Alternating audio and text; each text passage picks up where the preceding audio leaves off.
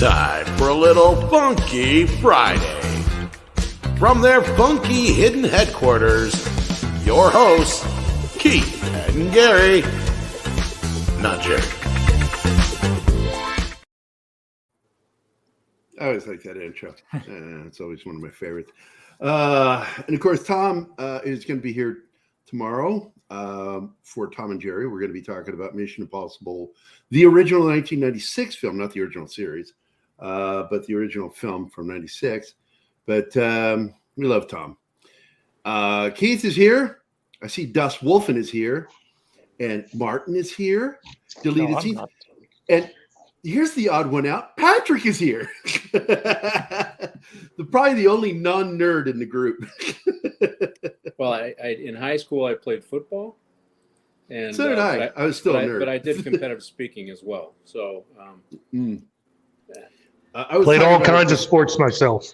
Yeah. So Keith is with us via satellite because he's at what con are you at today? I'm at Tremendacon, the con about cons, con life, and all kinds of things. That's right. That's right, David. And I wish I could be there, but the fact is I'm done with conventions, man. I'm a germaphobe. I'm absolutely germaphobe, and I'm so tired of shaking hands and then having to wash my hands immediately afterward. You should say it like you. I'm about to con. I don't know what he said, but it sounded really sexy.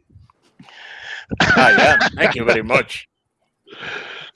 But how's the show this year, Keith? It's good. We're still just wrapping up. Ramping up because it is Friday, and kids are, everybody's dressing up, everybody's doing their thing, but it is a Friday.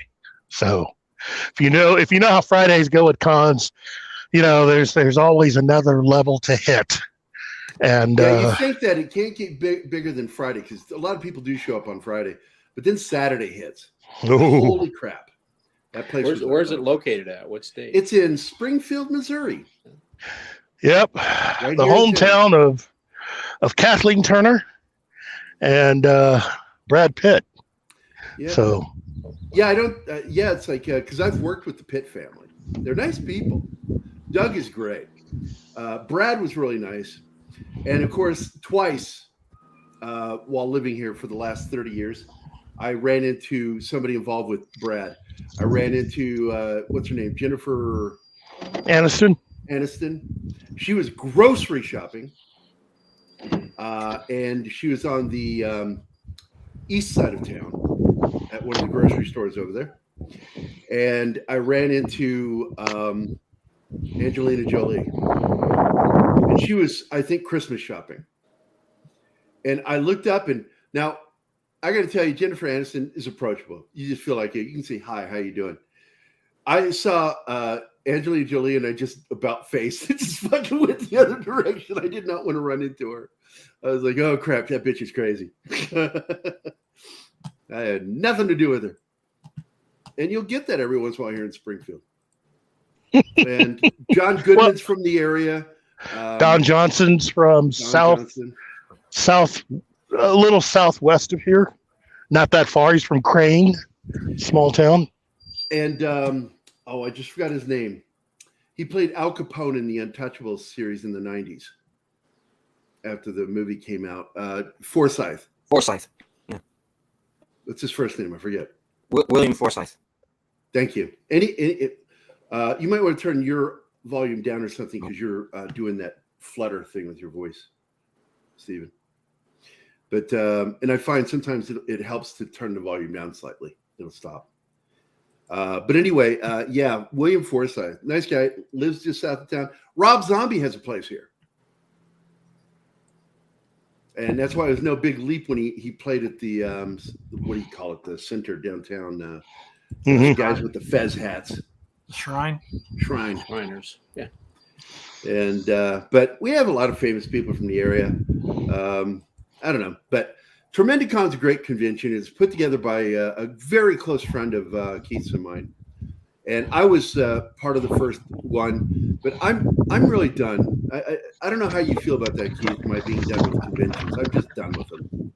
You know what? I just a few weeks back celebrated about just a little over 40 years going to conventions. You know, I've been doing this for a bit, and it's about the same for me because I started in 85, 86.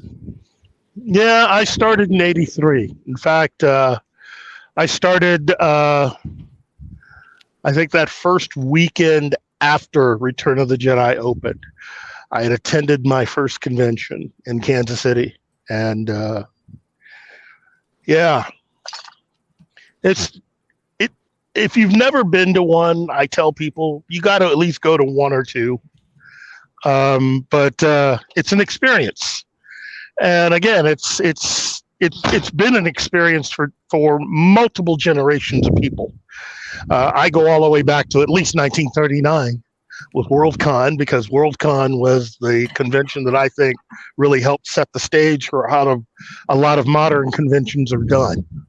So, yeah. My second big convention was 87. Now that I think about it, that was the one that Gene Roddenberry was at. Oh, and Gene got up there and was so pissed at fan reaction.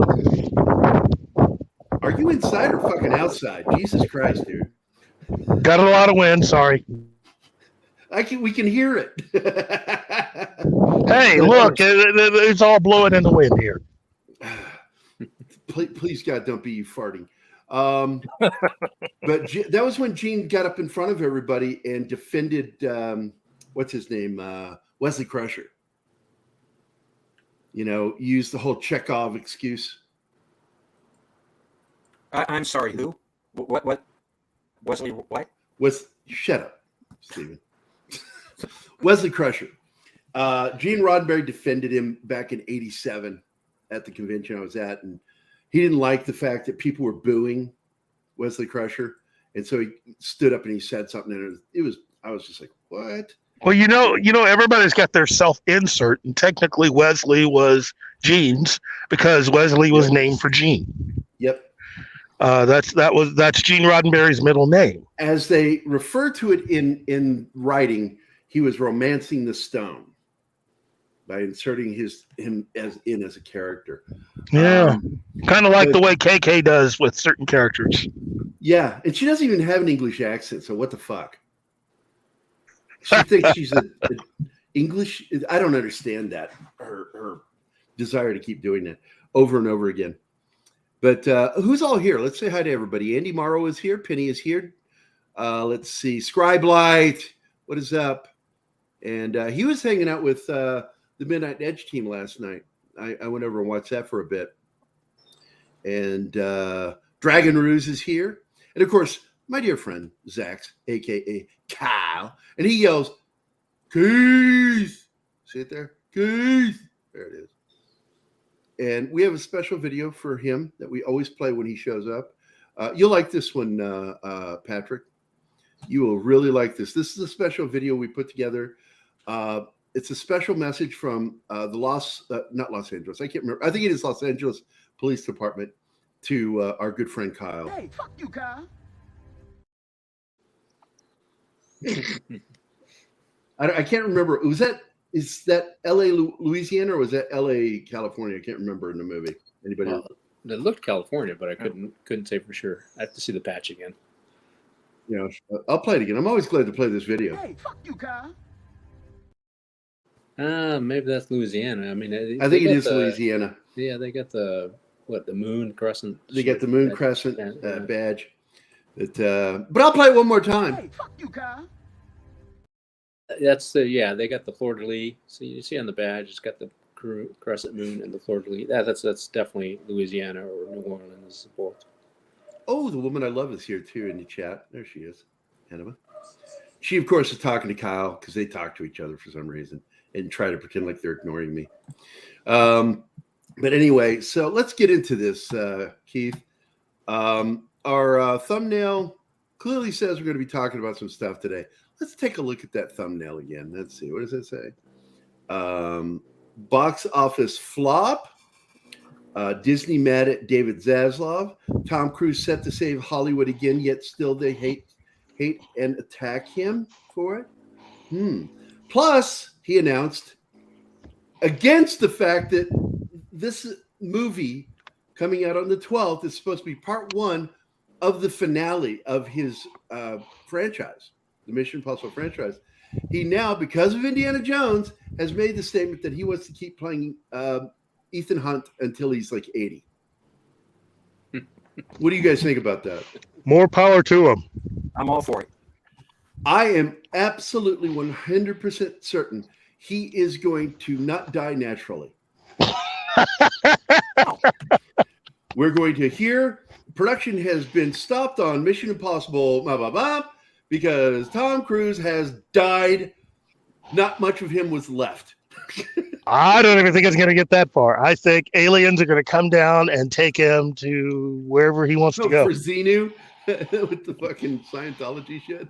I think that part of it will be at least somewhat true for him until he realizes that the book they're carrying is a cookbook.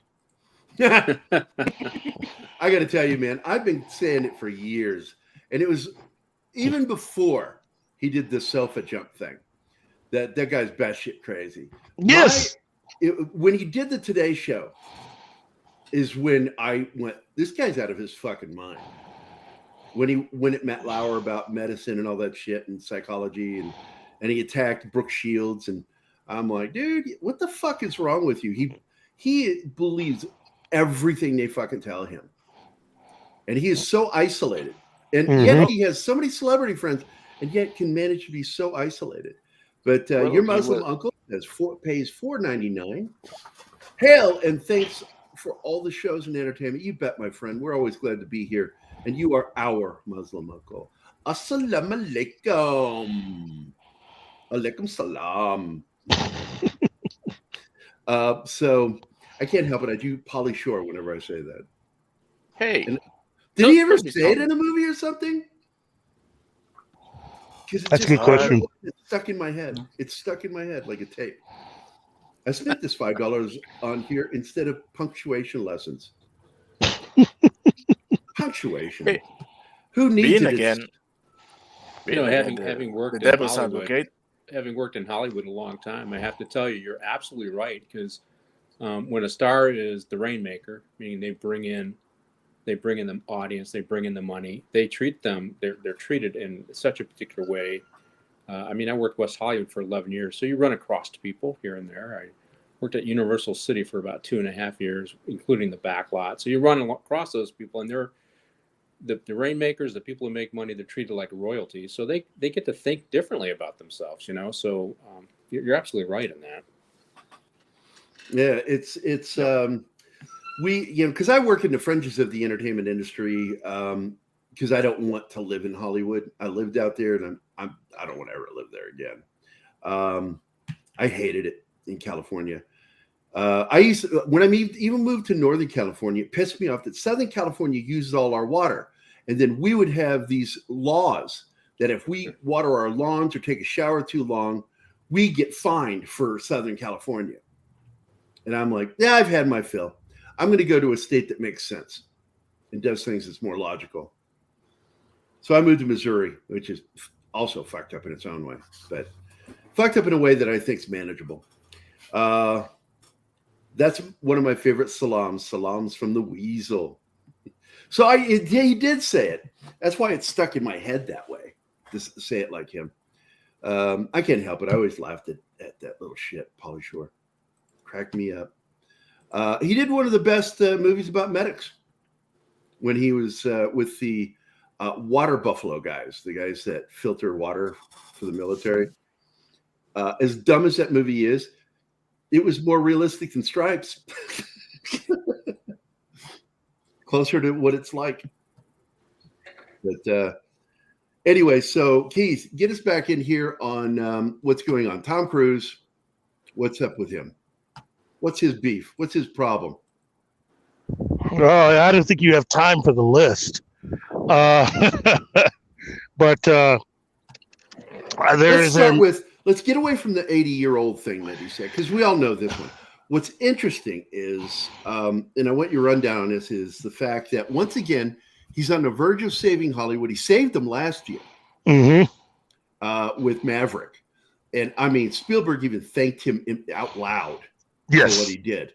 And yet, Hollywood attacks him constantly, trying to undercut him constantly.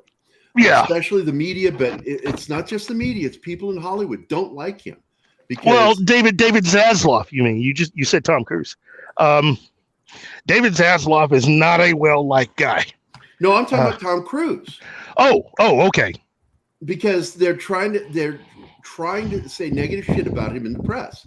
Yes. We haven't even gotten to David Zaslav. We're just talking about Tom Cruise. Yes. Because already, he's being shunned and attacked by media outlets. It's ridiculous what's going on with him.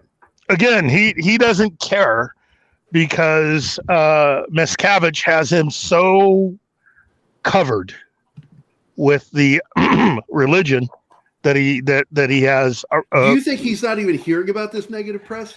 I don't think he hears much of anything unless Miscavige wants him to hear it. That's the thing about that first documentary that they had about Scientology pretty much covers everything, I think. You have a guy who somehow made it to the top of this religion, who, depending on who you ask, may have done certain things and disappeared a few people or moved his wife people included. He may have done things, and who now has his golden goose, and that's Tom Cruise. And so he's been trying to look like Tom Cruise since the 80s. I think he has reconstructed that entire religion around Tom Cruise. Now, I really do believe that. I do too. But this guy is, look, no matter how crazy you think Tom is, it's going to take a while to wrap your head around this. I think Miscavige is worse by about 1,000. Yeah, without a doubt, he's insane. For sure. Yeah. So, and like I said, he may very well be a murderer because his wife disappeared. Nobody knows what happened to her to this day. And it seems like Florida law enforcement is afraid to investigate. FBI seems to be afraid to investigate what happened to her. See, that's the part that's what has me a little worried. This guy, as far as I can see, he's basically made his bones trying to bring in as many celebrities and other people that have money. And so they got a lot of money. I mean, that's the other thing about this religion. People may make fun of them, but, within the last 20 to 30 years, they have their own cable channel now. They're able to get out there and talk to people.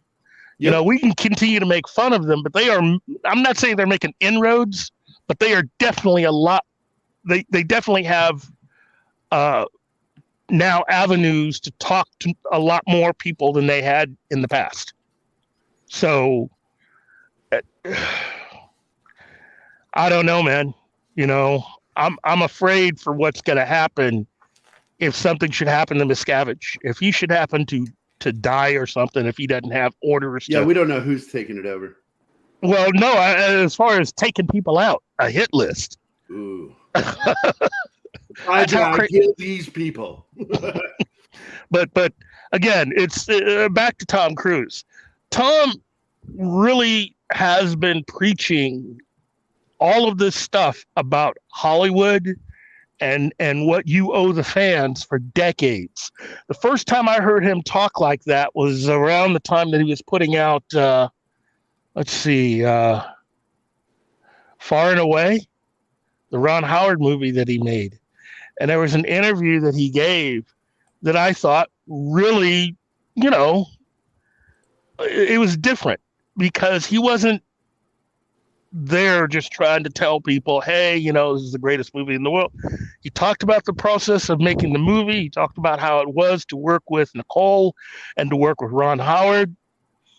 but he also slipped in there, the fact that he felt that it was his duty to make sure that the movie was as good as it could be so that people could have a good enough time to want to turn around and go back and see something else. Well, he respects, and some other directors do feel this way too. They respect the fact that the money that people spend on these tickets is their hard-earned money. That's right. And you should show some appreciation for it. Most of Hollywood doesn't care. No. They want you to give your money. They feel like they deserve it, and that you should give it whether it's a good film or not. You've seen this too with some of Hollywood's reaction to not liking a movie. You shouldn't be talking bad about our film. Everybody should go see this film. It's your fault that this film flopped. And that sounds so familiar. No responsibility at all for making a bad movie. That sounds so familiar. I wonder who that sounds like. It'll come to me. It'll come to me. I can give you a parallel. Growing up in Detroit, you're un-American if you don't buy American, right? Yet our product coming out of Detroit, the cars, just didn't live up. And if you bought a foreign car in Michigan, they were all over you because you have to buy American, even when American just wasn't hitting the mark against the Japanese. Mm-hmm. So your comment is accurate. I mean, hey, you know what? Tom Cruise says, Maverick, you want to bring somebody in, you want to put somebody in seats, you want them to enjoy it. I mean, that was the last movie that I actually went to the theater to see was Maverick because I liked the first one and I liked the second one even more. But you know what? No queer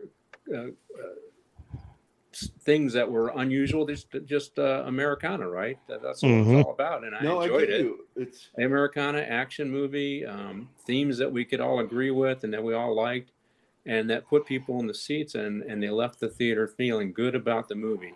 And they got 2 hours of escapism, which is really what movies is about. Mm-hmm. And so now like the they've Ford forgotten or GM about or Chrysler, you'll buy our cars even if they're not up to snart because you have to buy American, and that's kind of equivalent to what the studios are saying. You got to go to our movies, don't badmouth our movies. Well, no, make something that we're happy with, and we won't, we won't badmouth your movie, and we'll be happy to come to the movie and spend our money. Well, if not for the Depression, Hollywood probably wouldn't have taken off the way it did, because it is escapism that people are looking for. Yeah. And during the Depression, people wanted to be taken out of their lives. They didn't want to watch movies about how horrible it was. They wanted to see things that would remind them of other things and make them go fantasize and think about other things other than their own lives for an hour to 2 hours. Then it extended beyond that. As Hollywood got more powerful, they wanted to extend how the general public saw that fantasy. That's the reason why you had to have people working behind the scenes to start constructing, in a way, a kind of fantasy about the stars. That's where the stars came from, really. You started constructing these tales and stories for the general public's for their view and for the magazines that were written about them. That's the reason why you had to, after a while with the studio system, they had to approve how, where you went, what you wore, who you were dating. So it wasn't just on set. Movie stars and actors were really managed back in the day. Oh gosh, were they? And it's that was back during the studio system. And once that changed, we saw just a deconstruction of intelligence. Just actors, you're in this bubble and you start to believe your own bullshit because everybody around you is going, yeah, man, yeah. And then you talk like that in public and everybody goes, what the fuck is wrong with you? Yeah. They don't know how to handle that. They think there's something wrong with us, which is why they attack the Midwest in particular. They love to attack the South and the Midwest in Hollywood. They just love to mock us. And yet, where does most of the money come from for Hollywood? The mid-country, the middle of the country. Yeah, this is where most of their money gets made. In the Midwest, it's too cold to do anything else. Yeah, exactly. You're watching a movie, So there's no such thing as a happy marriage in the Midwest. But I want to say hello to another friend that has jumped in here. That is Sabretooth is here, as well as I just saw Arwen Avalon just jumped in. Arwen. Hey, Arwen. There you go. Oh my, I've got the vapors. Arwen's y'all. here. Somebody, get me a fan. Oh, bless your soul. Oh, bless your heart. So anyway, and Muslim Uncle wants to know, Detroit, show me on the hand where you were from. Detroit. Oh, jeez. Detroit. I grew up in Detroit. Is he wondering? Maybe he's asking like what part of Detroit? Well, I mean, you think of where Windsor and the bridge is at. I was 20 minutes from the bridge. We used to go. There you go, Muslim Uncle. So Windsor and the bridge. So with Tom Cruise, I think that he's rethinking. I think he was ready to move on. I don't know if people were trying to convince him to move on, or if he felt that maybe it's time for him to move on. But after Harrison Ford made this horrible Indiana Jones film, still out there at like, what is he? Is he 78 or 82? I think he's 82. I cannot believe how old he is. I love that guy. I can. He's only a few years younger than Sean Connery.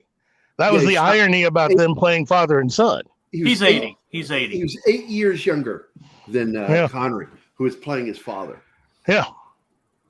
And but they sold it. That's acting, kids. They sold it, But that's the thing about Harrison Ford. I mean, well, who knows? The Scottish are probably fucking around at the age of 8.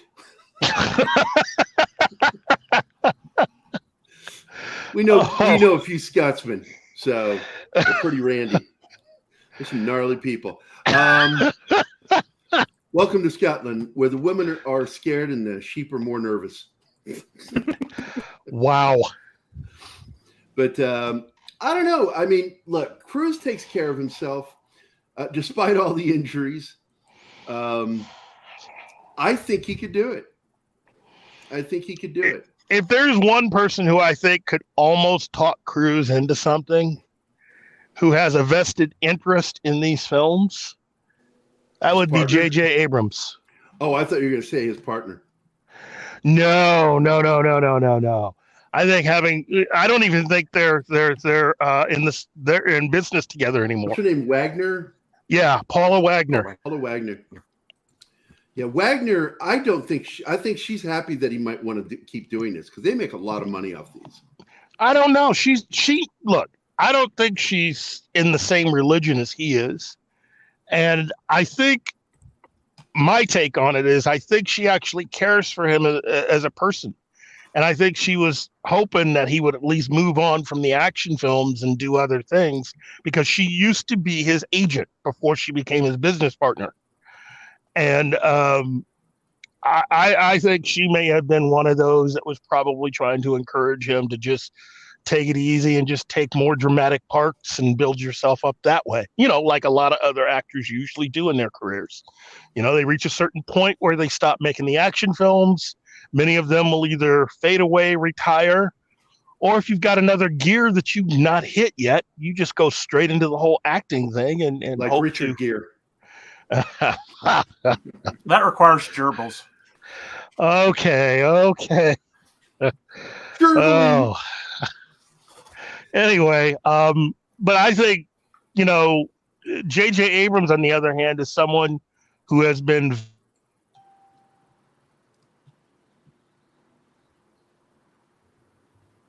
And I'm sorry, was that the correct answer?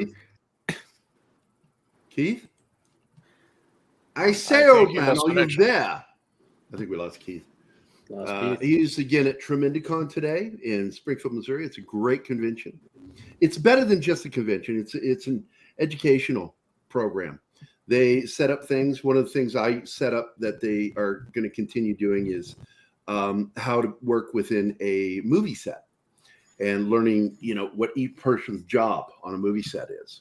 And the whole idea was to do a mock shoot, have a camera and everything, and show who does what and how to do it, and maybe even shoot some video doing it, where they act like they made a film. And the whole idea was for everybody to be able to take home a video. Yeah, we lost Keith. That was it. Yeah. Keith's connection died. So, but going back to this, Harrison Ford is not doing the physical acting like he used to.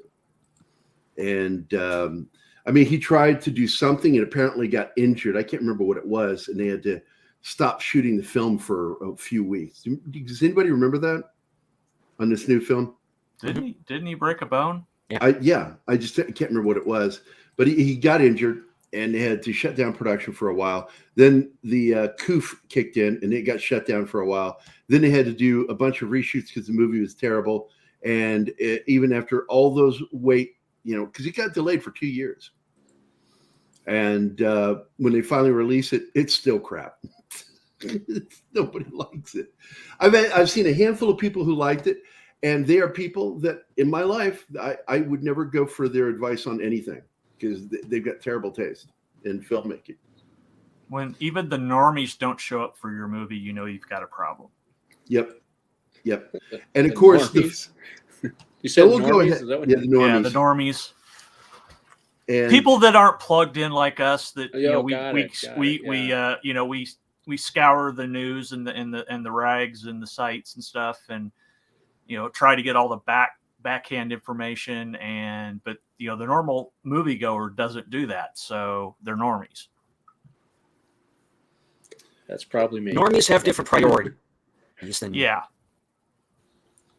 Yes, some of them are just looking for the escapism, and don't care if it's written well. Whereas we're more discerning. I don't want to waste my time. My money matters to me. And I don't like wasting my money on films that suck. And I don't want. It's like the older I get, the more funny I am about my time and my money. And so I don't like wasting it. And I want people to put some effort because it comes across as lazy when they just don't even seem to try. They're phoning it in. And we knew there was going to be trouble with Indiana Jones. We knew that. It was going into it. We were hearing all these reports between Valiant Renegade to Doomcock, Culture Casino, all of us, Midnight Sets, we were all talking about everything going on that basically Kennedy is driving every property that George Lucas created into the ground. And she's doing it with an intent to destroy it and to build it back up into her own image. Better. She has failed every single time, but yet she keeps trying. And this is, of course, the definition of insanity, as you know, is to keep trying the same thing over and over again, expecting a different outcome. And isn't the whole concept of a sequel that, it's a good formula that's worked in the past, so let's do it again and just kind of tweak the story a little bit, add some more depth to the characters, and that's what a sequel is about. Let's go with it instead of. It's a general idea. It's often just a cash grab, but in order to get an audience to talk about it and want to keep going to see it, you got to make it entertaining to where they want to. And because Disney knows this, Lucas knew it, George Lucas knew it, that his money was made off of repeat viewing. Hey, people go to see a film multiple times. Look who we got joining us. I see Chris is here. What's up, buddy? I can barely hear you guys. Can you hear me? Yeah. Yes. Huh. It's been a while, but now I got to be able to hear, so I don't know what the problem is. I'm going to I got to get in on this conversation. I'll be right back. I'll figure this out. Okay. We have a bridge. Oh, Gary prefers backdoor information. It's Parrot Head. I will give you this one. You didn't even try on that one, Parrot Head, but I will go ahead and give it to you. So you're going to get your video. Mostly because you don't do it very often. So I don't like it when Monkey just phones it in and just backdoor. It's like, put some effort into it, man. If I'm going to play these videos, I want to feel like you work for it. So I'm going to give you this one. Car just pulled up to the back door. There you go. Thanks a lot. So Disney harsh new reality, costly flops, creative struggles, and shrinking global box office.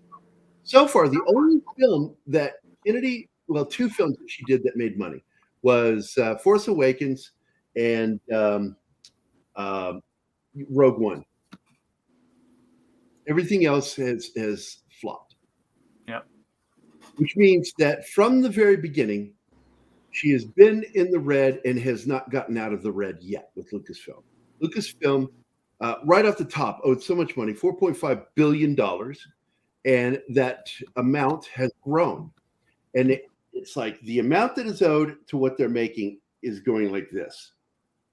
She's supposed to go like this and go beyond it, but it's just the debt keeps growing with because the exorbitant budgets on these films are ridiculous. We now hear, and I don't believe it's the final tally either, that it's close to $350 million for Indiana Jones. I think it's more than that. Because they had a full year where people had to be paid where they weren't shooting because of COOF.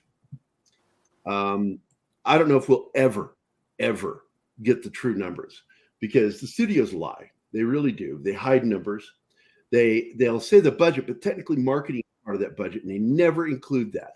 They never include marketing in the budget, and it should be absolutely right there with it. We'll get disclosure from the federal government about aliens before we get the actual numbers for this movie. Yeah, right. Exactly. So Marvel is in dire straits too.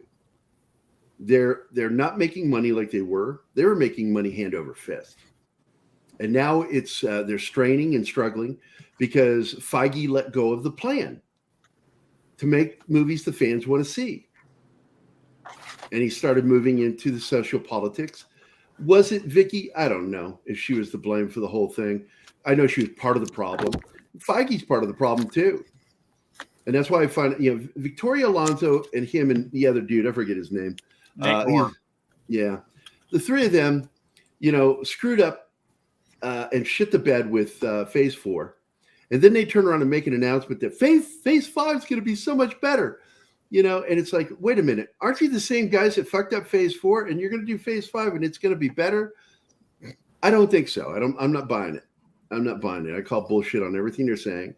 I'm not interested in anything they're putting out. Nothing looks good.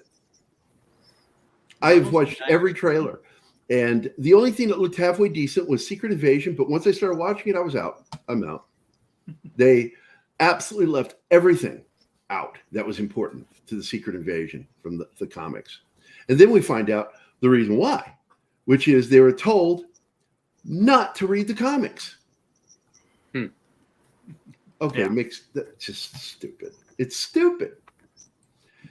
Spider-Man is the only thing good right now, and that's still under the control of Sony. I don't know about Craven. I'm not digging it. Him having superpowers is weird to me. You gonna try again, Chris? Can you hear me? Yes. Yeah, there we go. I turned up the volume. Okay, good. I was amazed to hear that Marvel's in dire straits. I mean, I love Sultans of Swing, but yeah, that's not the answer. I see what you did there. I got that reference.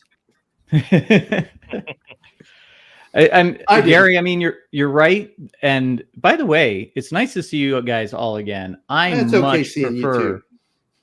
much prefer being with you guys than at that Apple. So not that Apple. How's that going?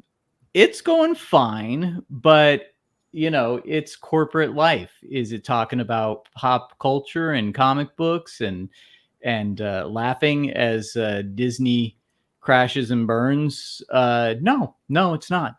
I'm actually technically at work right now, but it was slow, and I saw you guys were on, and I saw what you were talking about. And you should change your name and the thing there so they can't identify you.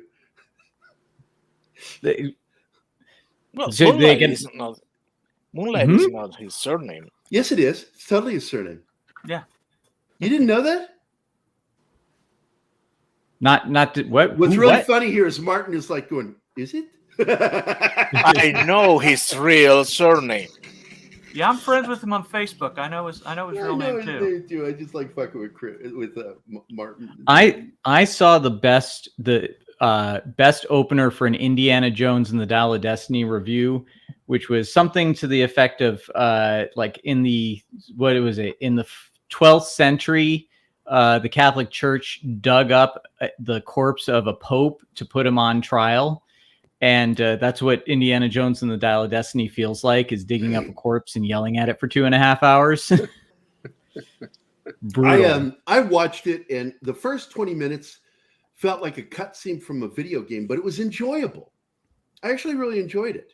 And then the rest of the movie was, and then we got to the last 5 minutes, and I went, oh, and I enjoyed the last 5 minutes. So if I just got the opening 20 minutes and the last 5 minutes, I was happy. That was a good movie. The rest of it was crap.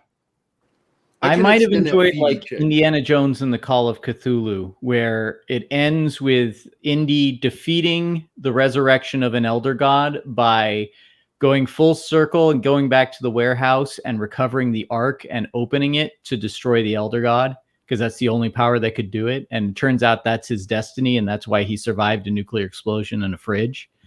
That and drinking from the Grail. Yeah, he was always dead. He died in that jump. The rest of it was all a fevered death dream.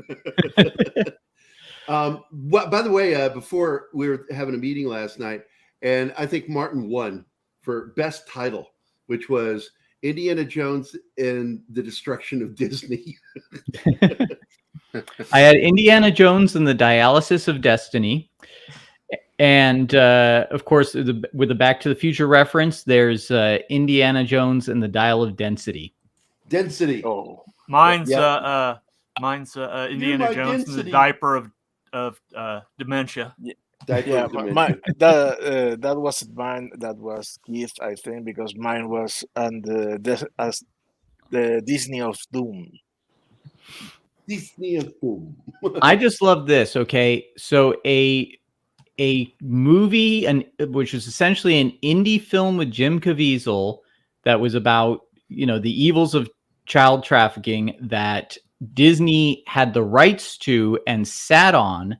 The producer bought it back and then took the #1 spot over Indy for Disney. I mean, that's just Disney like falling flat on their face and then getting up, trying to get up and then falling flat on their face again. I mean, this is like Biden falling down the Air Force One stairs over and over again. Like, and let's face it, Universal Studios has become what Disney once was. Mario is their Mickey Mouse, and Harry Potter is their, what would that be? Their Galaxy's Edge. And they're killing it. It's just, they are. I can't, even though we've witnessed this in real time over the years, it's really hard to believe that a corporation could fail that spectacularly and not be self-aware through the years. It's not just a failure; it's a betrayal of their investors, and that's the thing that blows my mind, is how they've gotten away with this, betraying their investors like this. I just don't think that there's no investors so far that, and we're starting to see a turnaround with this, but willing to leverage their power, because everyone's looking at everyone else, wondering like who's going to make the first move. It's like, the people who in the early days of woke going full swing still would say something about it, they would get canceled. They would get smacked down. They would pay for it heavily. So everyone was afraid. And I think the same goes for the shareholders, but sooner or later, more people, the more money they lose, the more they get a little bit more leverage and bravery to have some speaking power. And now one investor starts to get a little braver. Another investor starts to go like, well, he's saying something. So, maybe I'll say. We saw the last investor call. What happened was, I absolutely do believe this happened, that they lied about what their question was. Oh, all the time. Yeah. I did see that. And what was it? Somewhere like some of the investors were coming out and going like, yeah, so what about these groomers you're supporting, from San Francisco who are literally singing, "We're coming for your children." Well, we, you could see him squirming. And I don't know, like I wish I was an Apple insider in the sense that I could say anything that's going on. I'm as clueless as you guys are in terms of, the rumors that Apple might buy Disney at some point. I think that would be fun to see. I know that Comcast is somebody that's been listed as somebody that might buy them. Yeah, let's play, instant billionaire. Like, I become an instant billionaire, you become an instant billionaire, and we decide we're going to buy Disney and, fix it. Like, how would we fix it? And my first impulse is honestly to go, okay, we're going to lower the price at the parks, even though we'll take a little bit of a loss on it per person. We won't make as much money per person. It'll still bring people back in because they can afford it again. We're going to go back to the original Star Wars for Galaxy's Edge. We're going to go back to the legacy princesses for, that. We're going to, I'd say we're going to completely apologize for everything Disney did Star Wars and just reboot it from when Disney took over, meaning that the Lucas stuff is still canon. And then I think with Disney Plus, essentially just make it like Tubi, where you can watch whatever you want on there for free. There are ads, but you don't put all the best stuff on there. You just put kind of like, the Volt stuff, like that people, That Darn Cat, or Chitty Chitty Bang Bang, those sorts of things on there that people can watch. Song of the South. Song of the South, definitely. And then you bring back the Disney Vault and you make things like special edition Blu-rays of, Cinderella or Sleeping Beauty and that sort of thing, a thing again for collectors, because everything now that Disney's done is kind of the antithesis of special. Like it used to be with Disney, they knew how to make everything feel like a major event, and you were going to get some quality. I mean, I remember taking my kids to Disneyland and just like looking at the small details of even like, how they do the little, the chain things that they, people line up along, like the little, like they design even those, like everything was quality. It's like we've gone from Disney being like Frank Sinatra to Disney being like Machine Gun Kelly. I don't know. That's just anyway, you can see I've had a lot to say since I've been away. This has been the first time. Since you're a park goer with your family, I would say that one of the things that I would read off is the sale of alcohol on the parks. That has to stop. Are they? Yeah, you know what? I think they did that at California Adventure. They didn't do that in the regular Disney park, at least the last time I went. Because I remember making the mistake of asking for a glass of wine at a restaurant at Disney because I got one at California Adventure. But yeah, there does seem to be there's a lot of, yeah. What do they call it? The pixie dusters. There's a lot of people that go to the parks, and I think because they're spending so much money, they get very entitled. And then they become a problem because, and I mean, this isn't really on Disney though. There's just a lot of, people aren't as classy as they used to be. Nope. They're certainly not as classy as Gary and Keith, who, man, I love you guys. I miss you. Love you too, buddy. Hey, I wanted to point this out. We are officially one away from 7,000 on our subscribers. Wow.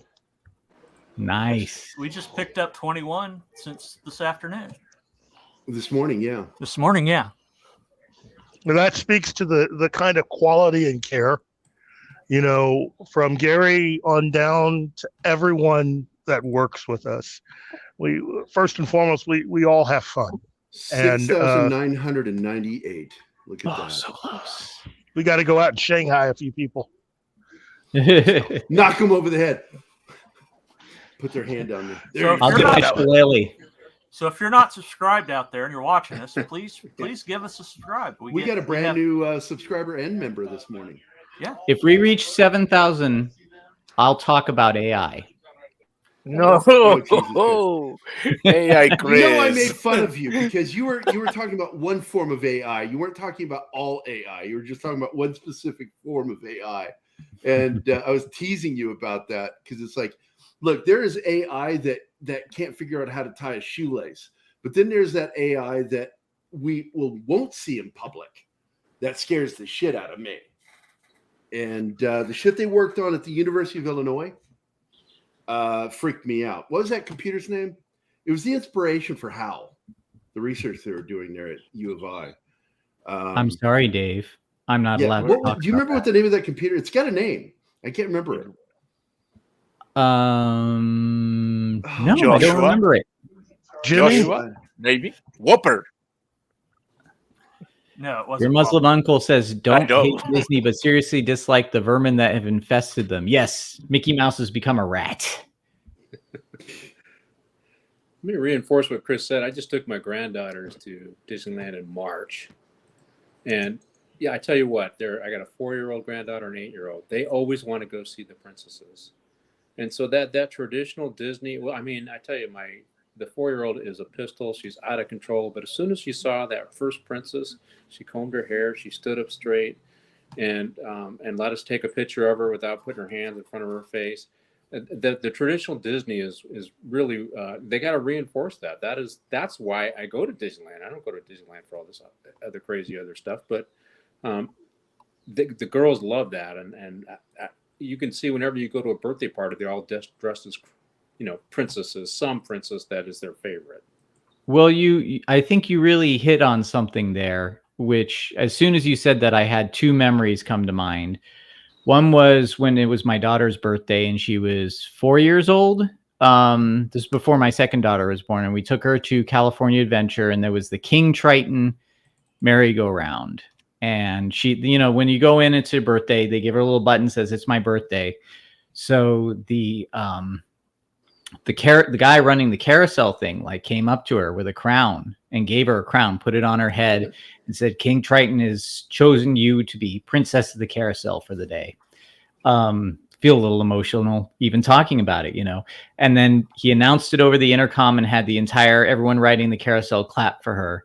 And, that is to her, even it wasn't just a moment for her, but as a father, it was a moment for me. And I think that's essentially that's the way to use a word that's a dirty word now, but that's how you kind of groom your future audience is, because my grandfather wanted to take me to Disneyland when I was a kid because he loved Disneyland. And it was that's a place where you make special family memories. And the other thing for me is I'm a huge Dick Van Dyke fan.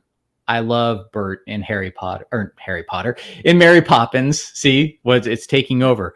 And just seeing Mary Poppins and a Bert, players at the park come out with the band and do all the little musical numbers. And my daughter's right there in front of it, having a great time. And I'm immersed in it, having a great time. It's making memories for families. And now Disney hasn't embraced an ideology that is all about breaking the family apart. Yeah. So they're literally antithetical to what made Disneyland special to so many people.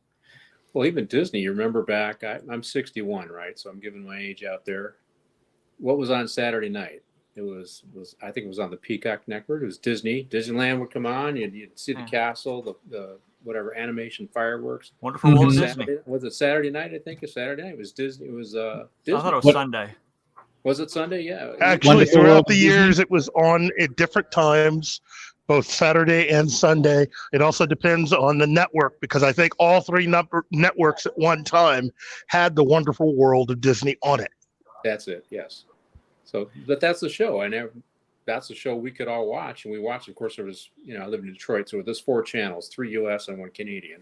So we always watch that show. And even after Walt, and this is one of the things that I really, one of my favorite pictures is me with my daughters with the Walt Disney statue behind me. Even after Walt died, they still had him come out and say hello, in archive footage. And again, Disney, you know, what is it, the fireworks show or the parade is about to start? Ladies and gentlemen, boys and girls of all ages? It was Disney's vision that, you know, he took his kids to like little fairs and that sort of thing. And he'd see the carnies all, you know, with tattoos and, you know, and he's like, well, the kids are enjoying the ride, but, you know, you're kind of seeing the seedy stuff in the background. Yeah. He wanted to create something that was like, no, I don't want tattoos. I don't want piercings. I don't want colored hair. I want everyone to look something that was family safe. Yeah. Someplace that you... When you think about it, what he based Disneyland on is all predicated on what he grew up with when he was living in Missouri. Yeah. And to Disney's credit, by the way, the Disney Plus does have some documentaries where they like talk about. There's one called An Animated Life about I forget his name, but one of the animators that talked about like working for Disney.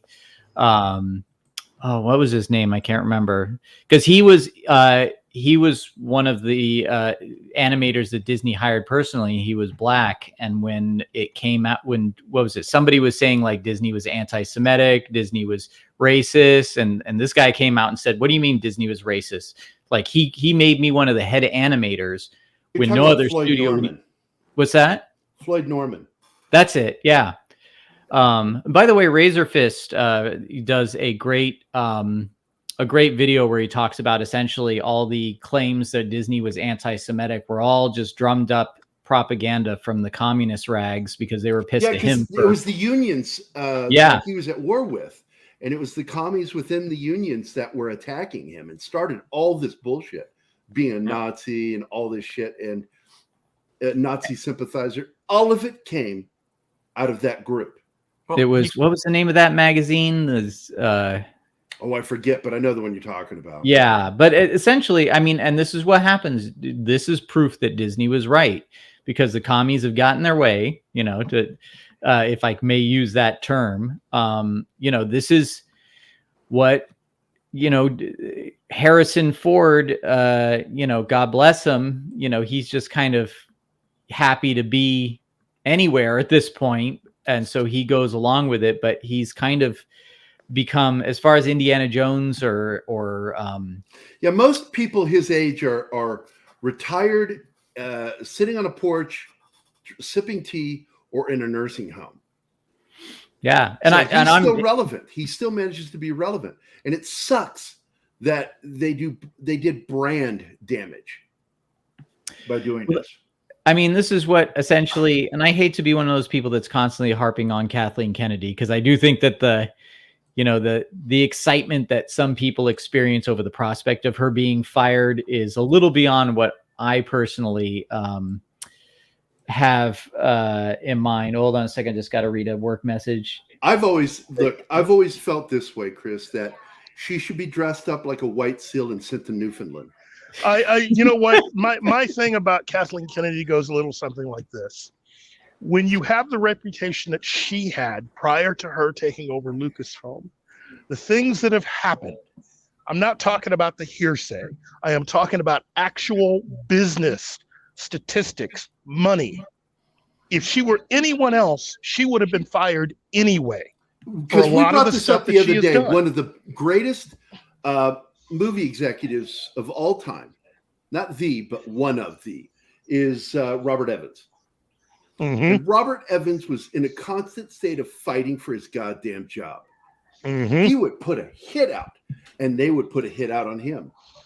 It's like it was beyond the sanity of what have you done for me lately? Because he's in the middle of doing something for them, and they're still trying to fire him. And the thing is, if this were anyone else, they'd have been fired. I think a lot of people would agree that she should have been fired long ago. But because it's Kathleen Kennedy, because she happens to be a woman, because she has this job, and it seems like she's been quote unquote embattled since she and took knows the where job, all the dead bodies are, and has a certain particular point of view, it's like, oh well, we can't fire her. That's actually discriminatory to anyone else that has ever lost their job for less than what she has done. And I don't know if you were here when I said this before. She has only put out 2 films that made money. But here's the problem. Despite them making money, the budget grew, the debt grew, and this is where they're going, making money, and it's expanding and going even further. They have never gotten out of the red. And they've owned this company for over a decade. And you got to remember too, these franchises were built out of essentially auteurs who were given limited budgets and had to be creative with it. They understood the stories they wanted to tell. They understood how to work within these budgets and make it look amazing. Right. These people don't understand storytelling, and they don't understand any of the tricks of the trade that make, a small budget look like $1 million. Now they just keep throwing money at problems, and there was a boom where they could afford to do that. But what happened was, just like anything, just like any of the franchises we love, just like Disney, anything like that, once the innovators come in and they make it shine, then everyone who's a talentless parasite wants to latch onto it. And as long as the original person is there to call the shots, they can be kept at bay. But once they walk away from it, I mean, this is what we're seeing. It's essentially like, as they say in The Crown, the rot. Here you go. Sets in. Here you go. This goes right along with what you're talking about. This just out. Katie Sackhoff says catering budget on The Mandalorian is entire budget of Battlestar Galactica. You just brought up that spending. There you go. There's your sign. And I got to say, The Mandalorian is a show that with that LED volume, again, they could do a lot for a little, but they're still, the unions are involved and that sort of thing. So it's any union project's going to cost you on a set. But the problem is look, we know that there's some behind the scenes crap going on that basically they have relegated Jon Favreau to sitting in an office. They basically did the same thing to him that David Zaslav did with Hamada. And his name's all over the place, but he's not responsible for anything. We know that The Mandalorian, the last season, barely had any of his imprint on it. And that's why it's so bad. And now they're making it out to be, The Mandalorian isn't him, it's them. And so Katie Sackhoff is going to, if they're going to continue the show, it's going to be about Katie Sackhoff. At this point, it's the necessity to get rid of Kathleen Kennedy is essential to even save that. She's, going back to what I love Katie Sackhoff. Who doesn't? I was never into Battlestar Galactica, so I never, although she wasn't bad in, what was that? Riddick, the third one. But just going back to Kathleen Kennedy and what I was going to say about that, it's like, it does seem there's a story that was a Spielberg told about her, about how she's supposed to take notes, and she wasn't even good at that because she would just interrupt. What if he doesn't get the girl, but he gets the dog? Yeah, that's exactly it. And I think that's essentially it. Is she's like that person who, she gets to hang out with the cool kids, the creative types, and manages to sit in and kind of get a little bit of the credibility that comes with them, but there's zero of the awareness of what that actually is to create that stuff. There's, and all she can think to do is essentially her idea of putting her fingerprints or her mark on something, which is like a typical producer thing, is to undo everything that came before, because that's the only way. And I got to say, and I think I've said this before, this originally comes from way back when Alan Moore was hired to do Swamp Thing, where, he essentially undid Swamp Thing and then remade him in this more interesting way for the time. And Len Wein, the creator of Swamp Thing, along with Bernie Wrightson, were behind it. And he did a good job, but it was kind of like this thing of like this, he even did a literal autopsy on Swamp Thing, a post-mortem, a deconstructionist thing. And then I think people like what's his name, David Fincher with Alien 3. It's like, well, I'll do that with Aliens. I'm gonna just completely undo everything so I can rebuild it in my own image. That was the first time I think I saw a franchise fall flat on its face, and that was kind of the writing on the wall. And then you get Rian Johnson, who wants to do the same thing, and you've got Kathleen Kennedy that's like, great, I need to put my finger. I need to show that I can take the wheel and do something different and amazing with these franchises from before. But essentially you're handing the wheel to Stevie Wonder. Sorry, Stevie, I love you. He has talent, right? We've got some chat here I should read, get them because we got some stars on them. Our Muslim uncle said, Sound of Freedom looks awesome, and the Hollywood creeps opposing it make it must be so. Well, a lot of the people that are going up railing against it are leftists who are promoting the idea that pedophilia should be recognized as a sexual orientation. Isn't it weird how like something that should be such a universally agreed upon, like this is bad and we should do something about it, subject matter, like suddenly it's like a QAnon alt-right Is it really movie? all that bad? Yeah, Well, I get you. Sorry. It's weird. It's just weird how ready they are to come out and go like, oh, don't go see this movie. It's alt-right. It's like, this shouldn't be a political issue. This should be a human issue. Yeah, so, exactly. It falls into the line that Disney not only used. We're talking about Disney, right? Yeah, in general. Yeah, and Disney in general. It used to be known as a family entertainment company, a family safe company, right? Yeah. So as the years and decades pass on and lineages get passed down, new employees come in, new heads come in, new CEOs, whatever you want to call it, come in. They now realize that the best way to hide the monsters that's right in front of them is to normalize the monsters right in front of them. Yeah. And they do that through content, messaging, subliminal activism, and sociopolitical nonsense. And they sway away from the road that was once a magical world of family entertainment. And all the while thinking no one would notice and no one would stand up against this. The problem is Disney has now Call of Duty themselves to the point of leave them children alone. Not one parent now trusts their content, trusts to leave them alone, not just on a tablet, but in front of a TV. And now it's not only hurting the parks, it is hurting their films, it is hurting their name. Their name, as I've said over the last few years, is a toxin. It's a betrayal of the investors. It's a betrayal of trust, too. But the investors are the ones who fund this shit. Yeah, I agree. And so it's a betrayal of the investors. And that's where the line has to be drawn, is from the investors. They need to put the kibosh on this stuff. And I agree with you, Stephen, wholeheartedly. By the way, Lady Mist, welcome to the show. Connie, clearly, I don't know what the vegetables are all about, but awesome. But Lady Mist, welcome to the show. Oh, I almost forgot. This is a tradition. Oh, yes. Look at those muscles. It's actually the first time I've lifted weights in like 5 months. I've just got medically cleared after my hernia surgery. So I'm glad I can do that for the ladies. Watch. I missed that. I'm so glad you're here to do it. It tickles me every time you say it. Is that a tear in your eye? Yeah. That or I just spit in my own eye.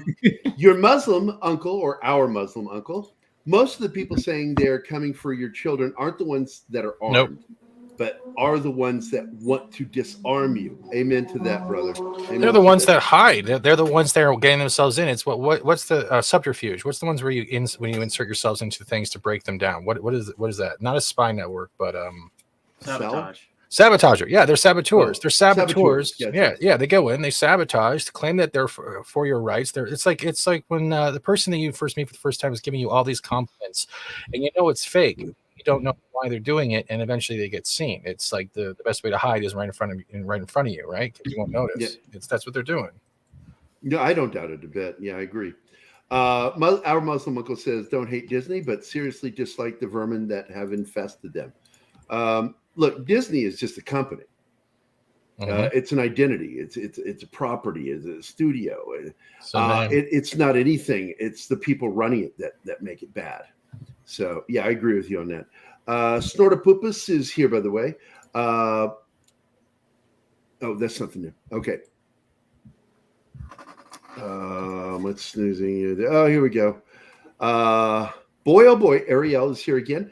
That's a lie. She was here this morning. Kathleen Kennedy isn't a woman. She's a lizard person. Was she the person on the flight with the hoodie that lady freaked out about? And then the dude freaked out at the same time the day later. What? Supposedly there was another video of a guy freaking out too, and it took 2 other people on the plane to hold him down. Same plane. I think it's the same plane. It was showing that. Yeah, it was. Are you sure? Because wait a minute, some people might misconstrue because Carrot Top was on that flight. No, I said scary, not funny. Because he really was. He was on that flight. Oh. Let's see.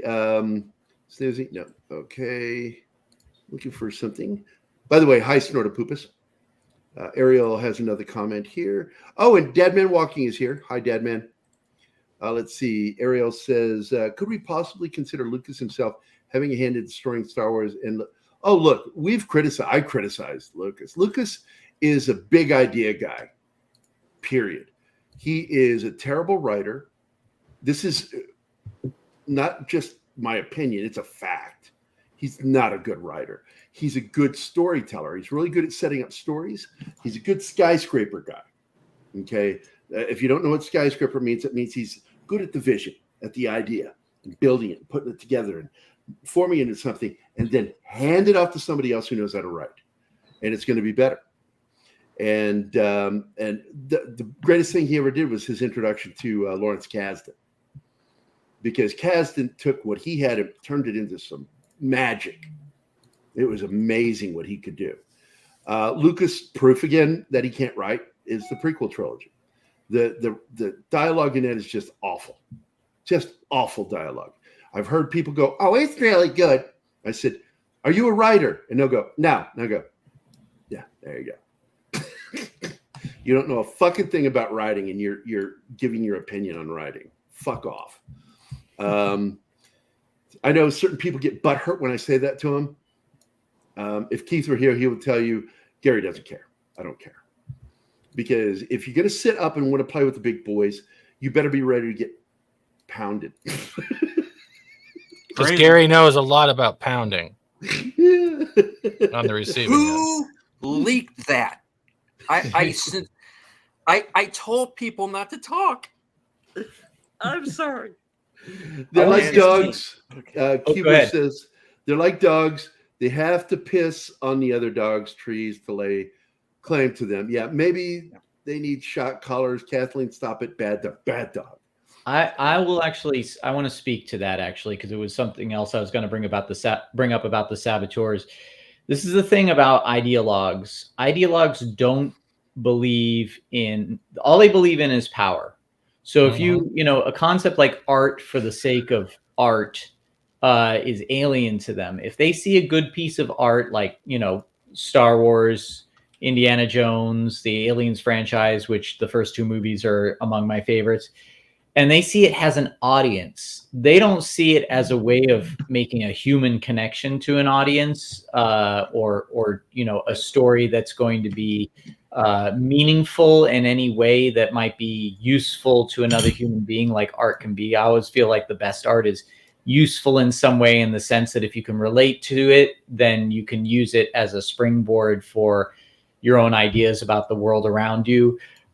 They only see something as it's popular, therefore it can be a vehicle, like a Trojan horse, for our ideology that, especially again, when it comes to kids, they want to see everything. They want the audience, but they want to see it broken down so that they can then replace it with their beliefs and infuse that into the culture. It's just about power with them. Everything for them is a power structure. They believe that there is no truth in the world. There's only power. It's just without, I use this term metaphorically. I'm not trying to get religious here, but it is satanic.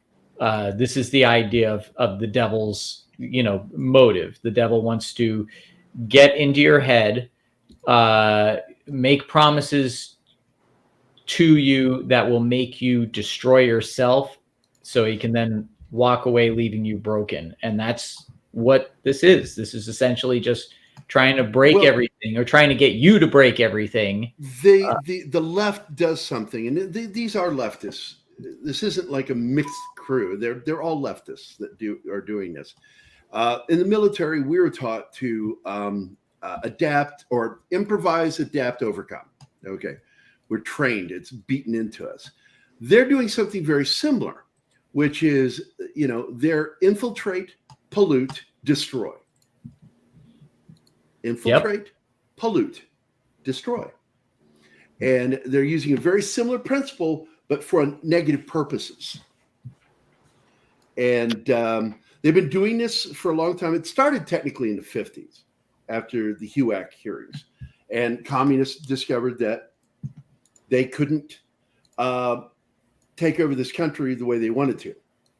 And so they decided, well, we got to be more subversive. So what did they do? They began to infiltrate, pollute, and overtake college campuses.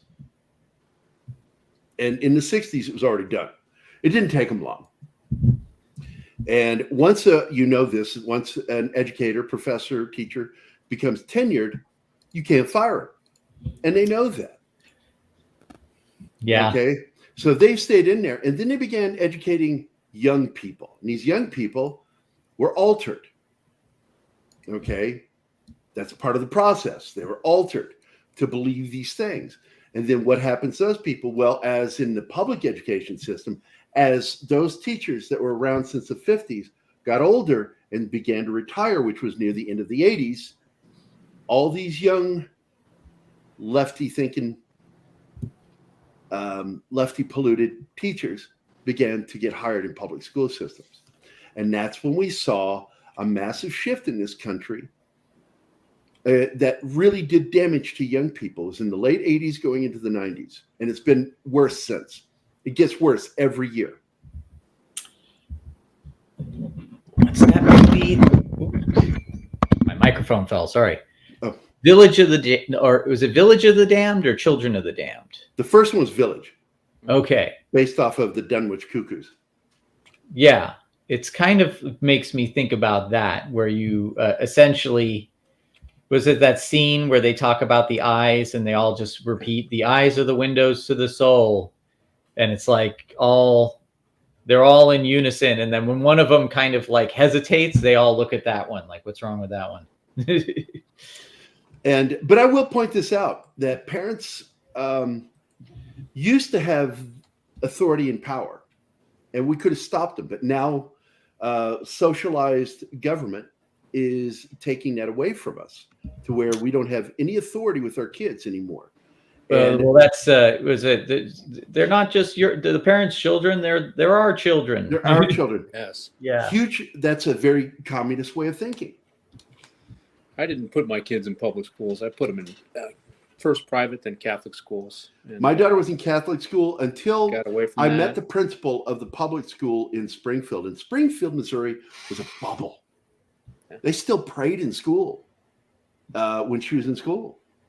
And so I trusted the school system. And it didn't get weird here in Springfield until she hit middle school. And that's when I started running into problems with some of her teachers. And I regretted not keeping her in Catholic school. And at that point, she fought me tooth and nail. So you don't want to And go back. finally, she acquiesced, and we did homeschooling. And then I pushed my kids to do STEM. So the interesting thing about STEM, when they went to college, they went to a technical university, both of them, and much more conservative than most of the other universities, because science is hard to pervert with ideology. Although they're working real hard to try it. Oh, they are. Oh, there's. I mean, if you look at some of the titles of some of the college papers about how what's racist this week, or what's patriarchy or something like that. What was it? It was some paper. It was just incredible. It was like the patriarchy of like of math or something dumb like that. No, it was something like, picking up dog poop or something like that. Like something so ludicrous. You're like, are they just, seeing what they can get funded at this point? A mental disease. That's the problem. These people either have tenure, they've gotten in, and now they think just because they have the title of teacher is that they're an actual role model. That is the one thing that differentiates themselves from what role models in teaching used to be to what they are trying to do now. And what they're trying to do now is not only try to be the parent, they're trying to be the advocate, the guardian, and tell them what is right in life based off a single individual's bias. They have no understanding how the world works. They have no understanding of how to be a parent. Parents are wrong. Yes. Telling them. They're trying to break the family. It's the same thing. It's sabotaging the nuclear family. And if you can get the kids away from the parents are then have a weakness. It's like kryptonite with Superman. Parents will do anything for their kids. Take that away. Infiltrate, pollute, destroy, and dilute. If you dilute the formula of a family bond, you dilute the strength of it in the coming generations, because those memories of how family was not so okay is then passed on. You are then creating the divorce mechanic, the replacement mechanic. Like, everything is cool now. It's okay to get divorced. It's okay not to tell your parents secrets. Your parents are the first person you should confide in because they have lived more roads and more paths and choices than you have, and they might have an insight. That's interesting. You brought that up. Kind of liking Steve here. Hey. Hi, Steve. Yeah, well, Steve's a good friend, and he shows up late because he's doing other stuff, and I'm glad that he shows up when he does, because he always has something interesting to say. And it brings up the point. I just watched a video the other day of European husband and wife being interviewed about divorce in Europe or in America, that 50% of marriage ends in divorce here in the U.S. He goes, only there. It's not here. I mean, we have divorce, but not to the levels America has. It's divorce. People stick together through thick and thin, through the hard times here. In America, you get an argument. Next thing you know, you're divorced. I want to add something to this, and this goes back to lockdowns, and this might be my personal bias, because it comes with a comment that Chinatsky puts in They Hate the Elderly. That is true. Shit, fuck Chinatsky. Well, I agree with that statement more so because he says some weird crap like last week. But the elderly thing makes sense. Let's go back to lockdowns and how they treated the elderly in homes and respites. Yeah. They literally made them look outside and say, this is your freedom gone, even though they already know they're in old age. That is the first thing you do. You kill the stories, you kill the lineage, you kill and destroy the traditional traditions. It's just traditions, like whether it's Christmas or you have this meal on Easter or you do this or that, or your grandpa used to do this or your grandma used to do that. You literally change the memory of those people who used to share stories to, you can't remember them because all you're doing is remembering what they were through the window wasting away. That was the first step. Yeah. And that traumatized a lot of people. There's, I'll add to that, and something going back to the schools as well. First of all, there was, in my opinion, a deliberate effort to eliminate use those times as an opportunity to eliminate the elderly, because they're viewed as what would you call it? I don't know. Opposition.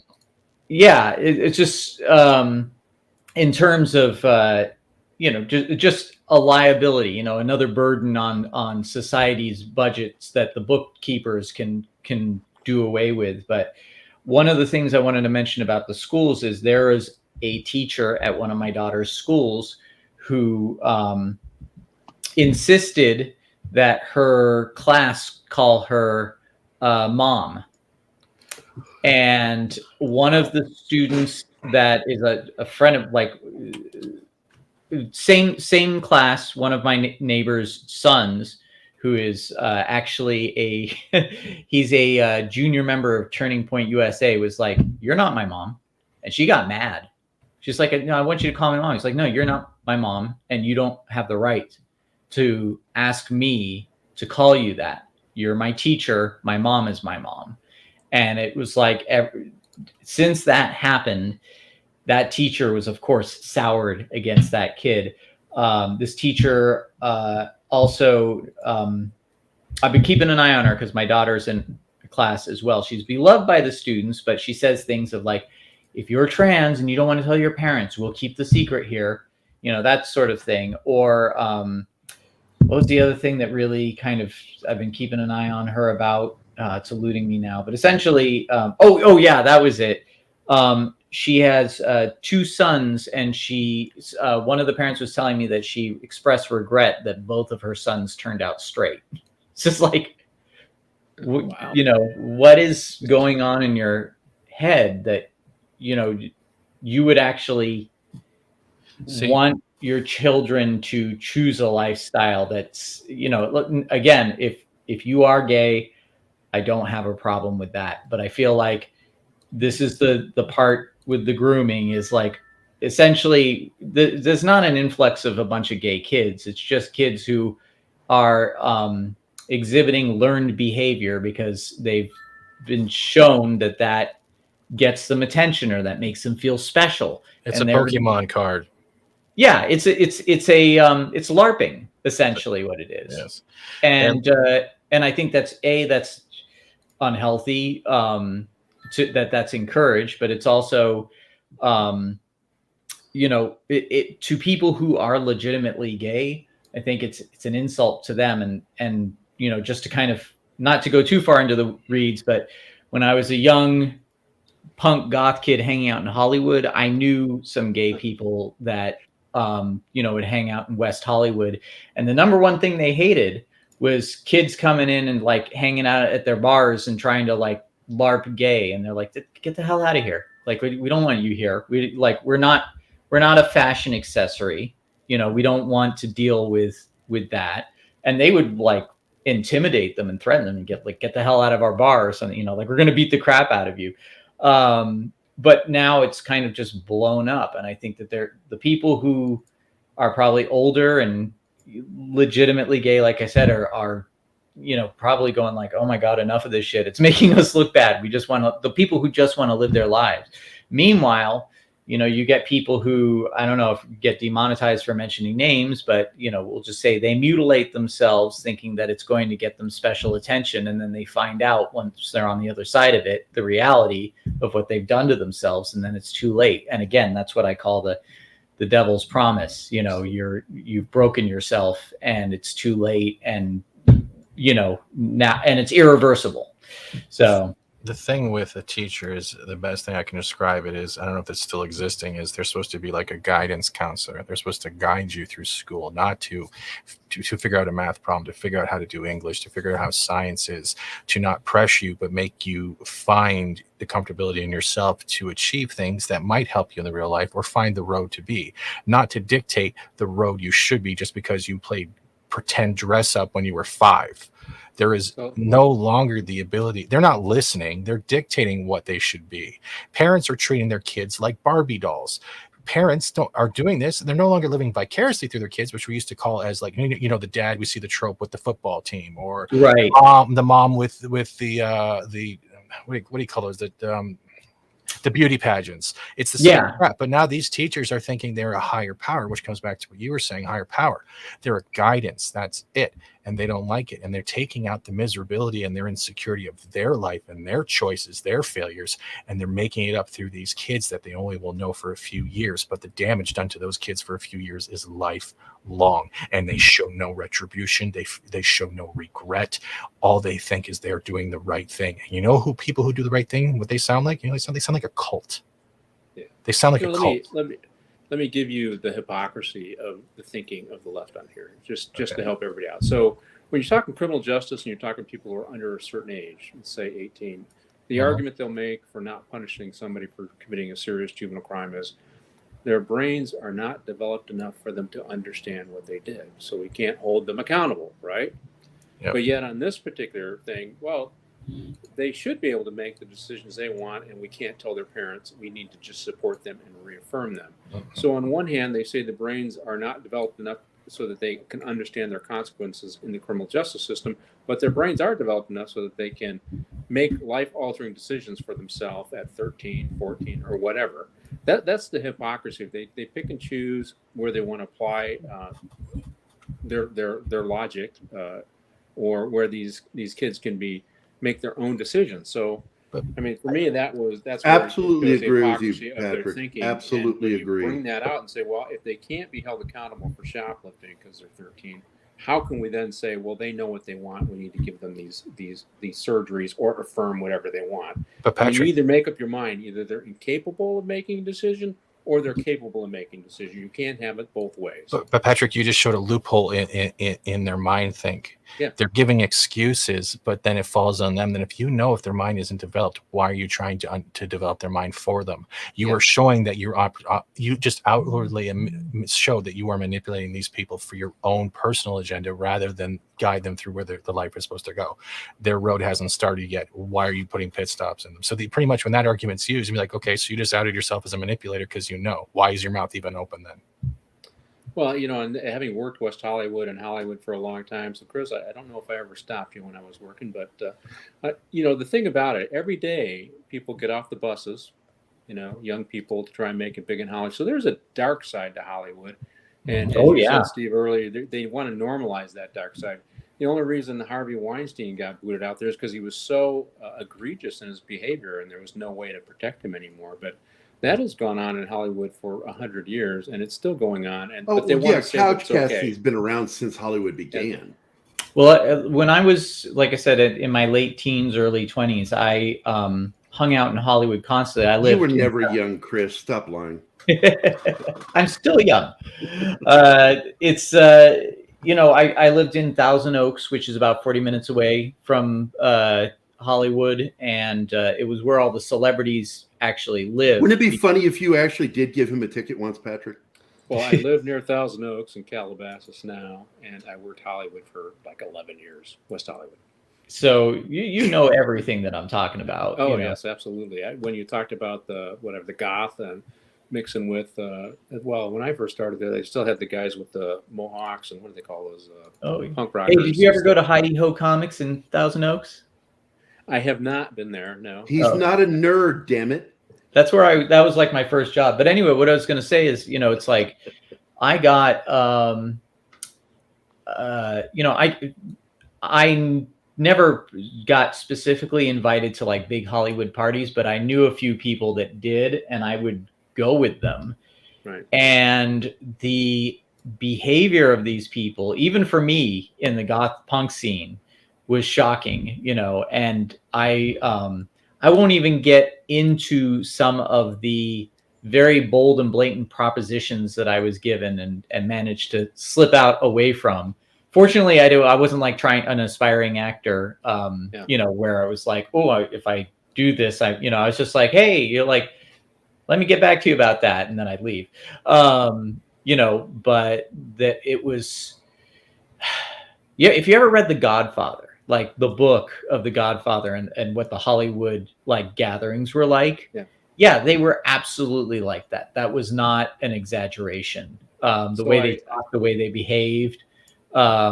It's just not, it's completely alien lifestyle to what the average American does and thinks about. And to them, I was working with Sally. I got a call one night of a noise call. It was a club, just was around for a short period of time called Fleetwood's on Santa Monica. And I can't remember the cross street, but it was more of the west end of West Hollywood.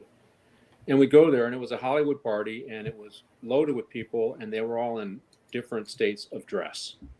Many were not dressed at all. Some just had little pieces of clothing on. Of course, I had to walk through. So technically, states of 1,000 undress. people in this party, right? And to tell them to turn down the music because they had, you know, it was too close to the residential district, and I had to get them to shut the windows and turn down the music. But that happens in Hollywood all the time. That kind of stuff. The gross stuff is, and I'll take precedence from when I used to do outreach work for a gay drop-in center, which is pretty much we would make breakfasts for them on certain days. We'd go out and do needle exchange, hand out sandwiches, all that stuff. We'd walk the stroll. This is for youth, anywhere from like the late teens to early 20s. So it was called the stroll, Church and Wellesley to the other side of Young Street, which is, I forget the streets, but we would do needle exchange, make sure they were fed, because you'd have these kids standing on the corner prostituting themselves. And when you were saying about their mindset is just totally out there, like Chris, when they came up to you, right, and you weren't even an actor looking for a role, the dude literally stopped his car at me. He's seeing me hold this stuff, and he's like, how much are you? I'm like, I'm doing outreach. They have no provocation. They literally just think you are a piece of meat, because like it falls back to, again, they don't live in the same world. They live in a world of selfish, devilish. So basically, you were his fetish. To a degree, yes, but I look at them and I'm like, I'm doing outreach, but it falls in the same thing. They don't see the human being that's there. They just see the next hour. And that's the way Hollywood works, and that's the way Disney is working with their films. Their 2 hours is 2 hours of how many people can we get on our side. They're trying to cause a divide by making side, and there is no side. A very good point, yeah. And I will tell you too, it's amazingly, because it seems edgy from the outside looking in. I mean, I knew a girl that was very pretty, and I was friends with her for a long time. Never a thing, but she was gorgeous, always attracted to eyes. But when I first met her, she was 17 with a fake ID, getting into these clubs. And of course, she thought she would, being in these clubs, she was just all that in a bag of chips. So, there was no talking to her. Her ego was inflated. And then there was a club, a goth industrial club. I forget what it was on. It was called Perversion. And they had different rooms. One of the rooms was like the industrial room, and there was a S&M show. And not really anything I took interest in, because fortunately I was not damaged. Not that everyone that's into that is damaged, but most part, the S&M people that I knew all had some sort of childhood trauma in some way. I got to tell you, I've met a lot of them, and that tends to be the case. Yeah. Well, one night this show got busted, and I was like, what did they get busted for? There was never any nudity or anything like that. It's like, oh, one of the girls in the show was 13. I was like, oh, really? And the guy hold up. Did you just say 13? 13, yeah. Oh my god. Jeez, dude. They're wearing like masks and hoods and lots of makeup, so I could see how the average person in a dark club wouldn't go like, is that girl 13? But at the same time, you're going like, how could you not know that if you're running that show? The guy running the show was one of the people that was busted. He was also busted for concealed weapon because he had a cane that had a sword in it, which I'm sure he thought was just fucking weirdos. Yeah, just thought it was very dapper and cool, and wasn't thinking that, like, oh, I could get a concealed weapon charge for this. But again, it's, saying this to you and I, all of you would go like, no brainer, don't do that. Right. In their world, it's, I don't know what it is. It's like I said, I was a part of the goth punk scene, not because I was like thinking I was in some perverse criminal world. I just thought it was, like anything like rock and roll. Like it's almost like a theatrical, there's a theatrical aspect of it. And that's how I always kind of approached it. I didn't ever believe I was a real vampire or, some crap like that, which of course I would run into people who did. I knew if I put in vampire fangs, they were fake. I put them in. I didn't grow them. It's like theatrics. There was an artifice to it. And then I would go back to my, job at the department store and do my thing, work on being an artist, all that stuff. But some of these people just, you're shaking your head like you understand to the extent of what my experience was. Well, I got to tell you something, Chris. This is reminiscent, and I see everybody like Arwen even was like 13. Let me post that up there. 13. Keith was like 13, and it reminds me of that question from many years ago. I was in high school, and somebody says, "Hey, Gary," I went, "What? What goes into 13 twice?" I said, "I don't know what," and he goes, "Roman Polanski." Yeah. I'm probably going to go to hell for laughing at that joke, but that was We're all going to hell for entertaining it. That's true. And I should say this as well, by the way. It's like when I was in Hollywood, there was some very like blue humor but at that, even like my friends and I like hanging out, like that was just humor. We didn't take it seriously. So, when someone like, I'm blocking on his name, Guardians of the Galaxy that just took over for DC. James Gunn. Oh, James Gunn. When from his trauma days, making those blue tweets, it's like, yeah, I'm not going to take those seriously because I know what people joke like. Well, even before Twitter, I followed him when he had just a blog. This is back in 2005. And he's a local. He's from this region, okay? Where we're at here in Missouri. And him and his brother. And he posted, this is back in 05 when he said this. This is right after Scooby-Doo hit. And he was getting some like knowledge and people were starting to pay attention to him. So he's constantly trying to say edgy stuff that he thought was funny, but edgy. And like he told this story about him and his brother, the brother that you've seen in the movies. They were at Six Flags in St. Louis, and they were getting ready to go on a ride, and the brother was hemming and hawing. He was a little nervous to go on the ride. And this 12-year-old girl is behind both of them, says, "Stop being a pussy and get on the ride. We all want to ride today." And this really triggered James Gunn. He's like, she's my hero. But he couldn't wrap it up there. He had to go the one bridge too far and said, "I can hardly wait till that girl turns 18 so I can fuck her." James Gunn. And that was on his personal blog. And it's just one of those things where it's like, yeah, if he were to say that joke like at a party in Hollywood, everyone would laugh and forget about it. But they don't understand that bubble that you're in, like not everyone's gonna, first of all, even if they did understand it's a joke, they're gonna be like, "Oh dude," it's like just the cultures are so different. But this kind of, like I said, from like the 90s in Hollywood too, it's right. Like back then it was like, yeah, for the most part, I mean, if there was a guy that thought he was a real vampire, even us and our makeup and piercings and all that sort of thing would make fun of that person, Like, to me, what's baffling is we've gone from a time where it's like, just, always taking everything we did with a grain of salt to, it's like when Motley Crue had pentagrams, we're like, yeah, it's an act, they're just being edgy and that sort of thing. Now everything is real to these people, and they want to make everybody else agree that it's real, and it's gross. And this is, look, I'm going to remind you of a movie called Stripes, when they're all sitting in the barracks and Sergeant Hulka is talking to the team. And this really does happen in basic training. You have that moment before training actually starts. Drill sergeant sits down and finds out who everybody is, where you're from, okay? And then we get to Francis. "Don't any of you touch my stuff, or I'll kill you. Don't any of you call me Francis. I'll kill you."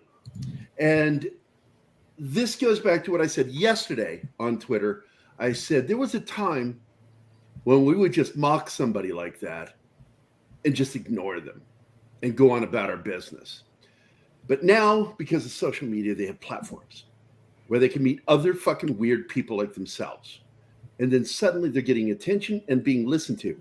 And worse than that, their word is being spread and shared by other people that are fucked up like them. And that's the thing that sucks about social media. That with liberty, with our freedoms, the freedom of speech, when you've got platforms made available to these guys, you're going to, Lady Gaga's out of her fucking mind. Gifted singer, amazing singer. She's out of her fucking mind. And these people now have a platform, Chris, and they're out there doing this shit. And I mean, they find each other. They were always finding each other. That's how you get those groups like you were talking about there in Hollywood. I don't know if that was West Hollywood or where, but you get they're fetishists, and even vampires is a form of fetishism. That's the sexual turn on for them is vampirism. Yeah, I mean, some yes, some just wanted to act like they were in an Anne Rice novel. Well, like we're having fun. Some people are doing it just for a lark, and some people that's what they want to live. It's like another good example. When I got interviewed by Paul for his book Future Noir: The Making of Blade Runner, and he asked me, what's the difference between and a fan asked me this too, because he asked me about the story, and I relayed the story that I said, because I was at a convention, a Star Trek convention, because I did Star Trek art, and a guy says, are you a Trekker or a Trekkie? And I said, I'm a Trekkie. And another guy says, well, what's the difference?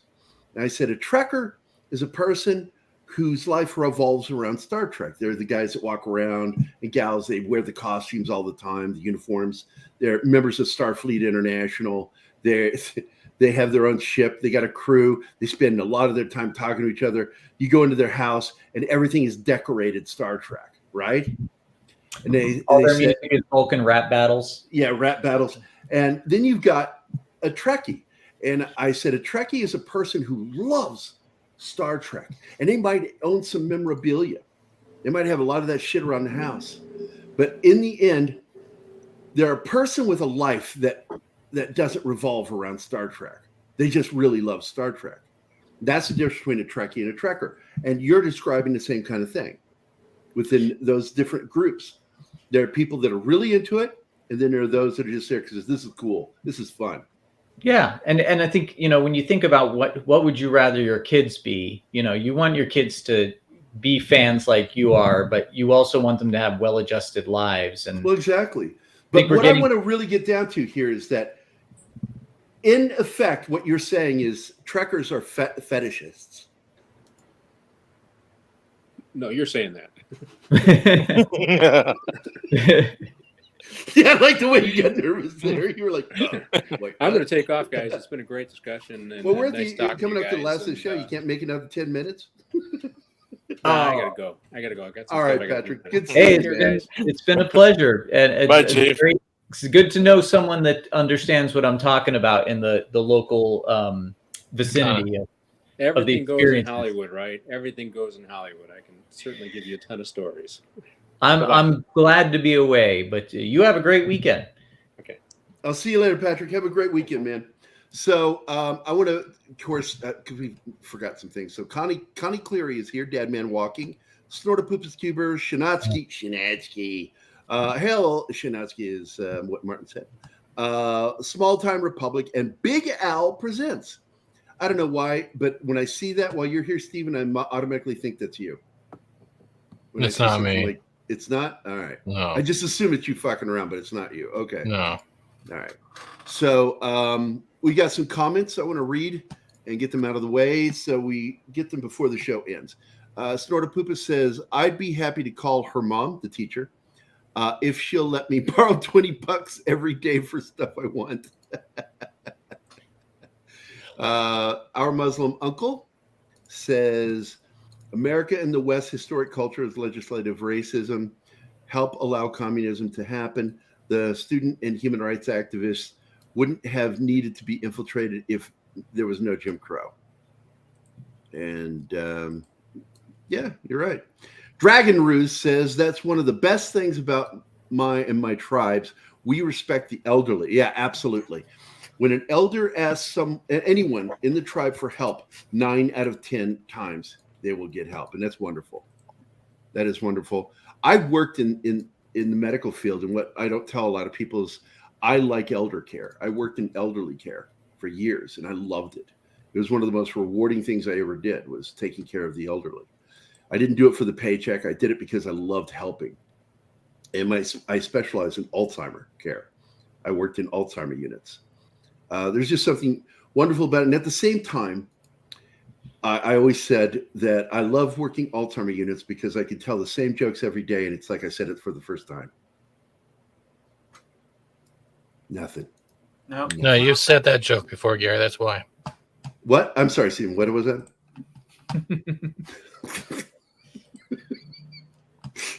You've done that before too. Can I drop my Vulcan rap battle diss on top of that joke? Yeah, rap battle disc. It's my favorite one. Fat Steven Seagal might appreciate this, but essentially Spock once said, "Your mama's so fat she outweighs the needs of the many." She ate so much there was nothing left for the few. No, man. Religious excesses and extremism didn't help either. Communism is like a disease that occurs from environmental distress, like most extremist movements. Glad I was able to celebrate the 4th still. I got to tell you, it's more than that, because they are creating this.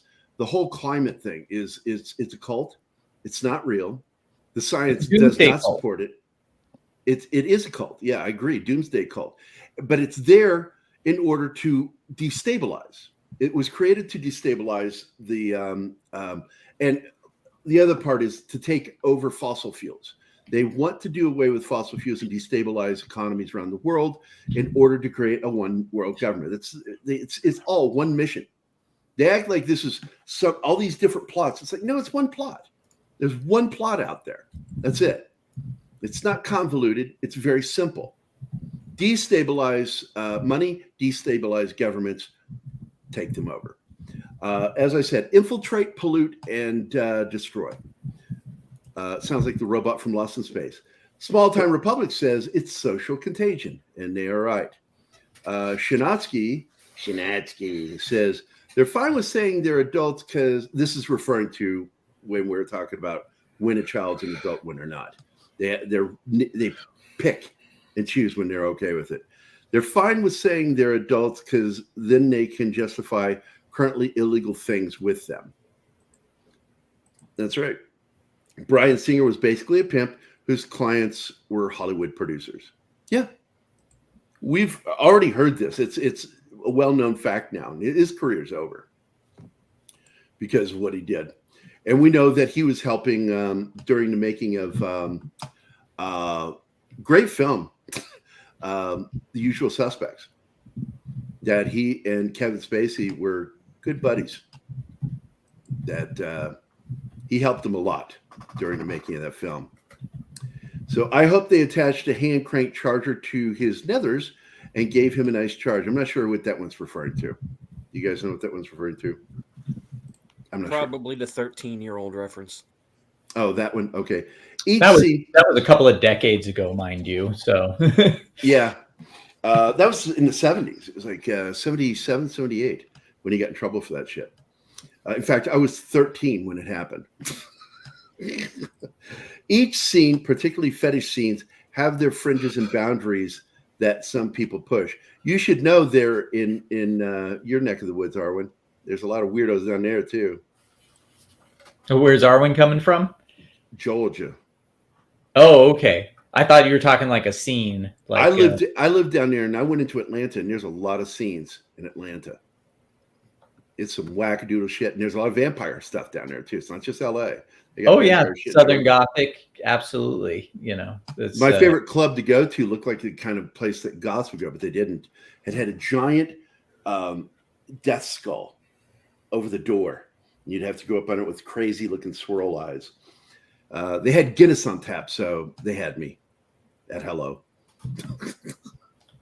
Well, you know, I still love all that stuff, by the way. You know, it's not like I'm still a huge fan of The Cure and a lot of goth bands. I still love vampire movies and horror and that sort of thing. It's that ability to, you know, like live a normal life. And I don't think there's anything actually wrong with normal, you know, like try and do right by your family and your community. And then you separate it out, you know, you can go indulge in, you know, some form of fiction or a style of, you know, dress or that sort of thing. As long as you're not like anything else, like drugs or alcohol or whatever else, it's when it starts disrupting your life and causing damage around you. You know, that's when it's a problem. And that's the only, in my mind, unless someone can think of anything else, that's the only line. Well, you know, Keith went through his goth stage too. Nothing, Keith. I got to tell you, back in the 80s, I was in a band, and the band, it was funny. It was Keller Williams, he's very popular on the Indy circuit. He and Danny Martellino and I had a, you know, three-piece band, garage band. And we would do a lot of punk, new wave, and we did like 5 Cure covers. And I made the joke. I was just being a dick. I said, we're doing so many Cure covers. Why don't we just call ourselves The Symptoms? And they were like, no, they were like, that's it. And that was our name. And I'm That's like, pretty cool, I'm actually. fucking joking. I'm joking. And they went, no, we like that name. So we went as we were called the Symptoms for years. But I didn't like The Cure. I didn't like him back then. But here's something that happened. I went and I watched a movie called 50 First Dates by Adam Sandler. And it had a Cure soundtrack, other artists covering Cure songs. Oh. And all of a sudden, I'm like, God, that song's better than I remember it. And I went back, and now I have the entire collection of The Cure. I'm like, crap, they were better than I realized. I didn't like him because of the way he looked. And I didn't like, because I had problems with another singer, Gwen Stefani. I don't like whiny voices. Oh, yeah. I'm not a No Doubt fan. But I will absolutely, like, I'll practically break my finger to change the station if the Red Hot Chili Peppers come on. Yeah, it's just, well, there are a couple of songs by them I really like, but most of the time, I'm not interested in them. Gwen Stefani later, when she actually started singing and stopped doing that whiny shit with her voice, I liked her. But I've gone back now, and Smith, I fucking like that band. They call them emo now, but back then we called them goth or drama freaks back in the 80s. Were you talking about The Cure or No Doubt? The Cure. The Cure? Oh, The Cure. I mean, I always thought of them as because with the goth scene, there was like not actually, like goth music kind of came later. There were goths that listened to everything from, Alice Cooper to Nick Cave to like Morrissey, The Cure, Depeche Mode, even like the B-52s, the Cramps going into the rockabilly territory, that sort of thing. So goth music kind of was almost like, I mean, I could be wrong, but it was almost like a, like, oh, hey, we've got this look. Let's make music that like really kind of gets more into fitting our look. I mean, there was always dark stuff, of course. Alice Cooper and The Cure always had like dark stuff, but they also had very poppy, like from synth to even The Cure would do like, a Spanish guitar number. But and in a way, like I said, that and like the comic book culture, the pop culture, that all kind of crossed over because, The Crow, Sandman, those were things that I don't think were deliberately trying to cater to goth audiences originally, but they were all kind of coming out. Like The Crow obviously was influenced by Alice Cooper, horror movies and that sort of thing. It's like, there's a lot of cross-pollination. And these days, I think it almost happened too much because now everything's so cross-pollinated that we don't have like separate cliques of interests anymore. It's all kind of one mishmash of pop culture muddiness that, now wonder people like Kathleen Kennedy, and Disney and that sort of thing, to bring it all back around to that, can't grasp it because they never understood it at its roots. They were never a part of it. They just see the money, they see the platform, and they want to claim its credibility. They want to reap the reward of it, but there's not an original thought in their head, and they're not willing to bring in new auteurs or actual talent because those are the people that would immediately reveal to the world, the contrast of no talent versus talent. That's why we're not getting any real original properties anymore. They won't let that happen because that would show them for what they are. And that's all I'm going to say about that. That's it? Nothing else? Oh my God.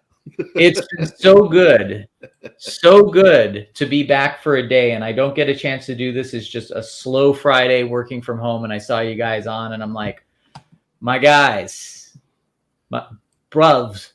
All right, bruv. Bruvs. B-R-U-V-S. Yeah, bruvs. Here you go, guys, because I saw a couple people commenting on the drumming. Here you go. That was 1986. Look at that face.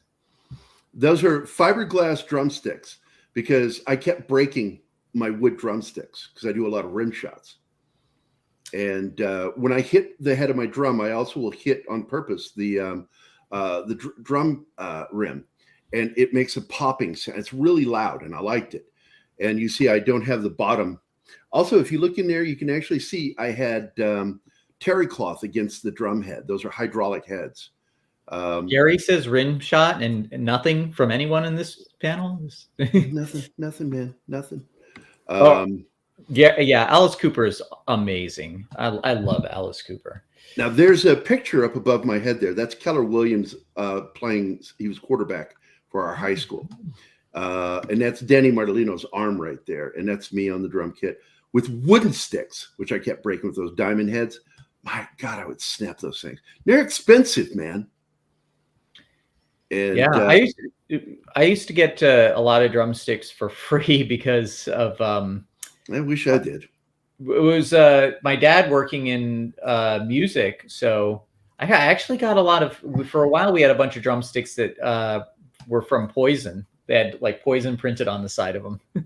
Wish I would have kept one or two of those. Oh, I got to share this one too. Save image here. Save. This is Keller Williams, and go look him up sometime. Keller Williams, not the real estate agent. This is Keller Williams, singer. He's part of the string cheese incident. I don't see anything. And here he is on my drum kit down in his basement practicing, and he wanted to try my drums. It was terrible, but it was fun. I got on the guitar and I started slapping out some shit, and he goes, "You're terrible on guitar." I said, "I'm better than you on drums." He's a good guy. That was a good band. Ended because I punched him. That'll do it. Yeah, I forgot we weren't a punk band. And he's sitting in the hallway on the floor, bleeding, crying. He was actually had tears in his eyes. And Danny, the bassist, looked at me and goes, "The fuck is wrong with you? Why would you hit a hippie?" Oh, he was a hippie. Why would he was a pot smoking hippie. Absolutely. He was a Why sweetheart, wouldn't though. you hit a hippie? That's what they're there for, right? I forgot my place. And I did. I profusely, and he did forgive me. He forgave me for what I did. And we're still friends. There's more punk coming from me down the line, but I can't give it away at the moment. So, but I got to run because that's the end anyway. So War Monkey was here, aged boomer, Kappa Catania. Did I say that right? Kappa Catania. Okay. Big Al presents Small Time Republic, Shinatsky, Snortopupus Cuber, Dadman Walking, Connie Cleary, Lady Mist, Parrot Head, the Peter Vinkman fan site, also known as Vinkman's Girl, Arwen Avalon, Sabretooth, sorry, had a burp. Sabretooth Raptor, Our Muslim Uncle, Boosh McFadden, Cacho Dragon, Zax, fuck you, Zax, Dragon Ruse, Scribe Light, Anima Confuse the Love of My Life, Sound of Freedom. Oh, wait, no, that's the name of the movie. Deleted scenes, Stephen. God damn you. Penny, of course, she's awesome. And Andy Morrow.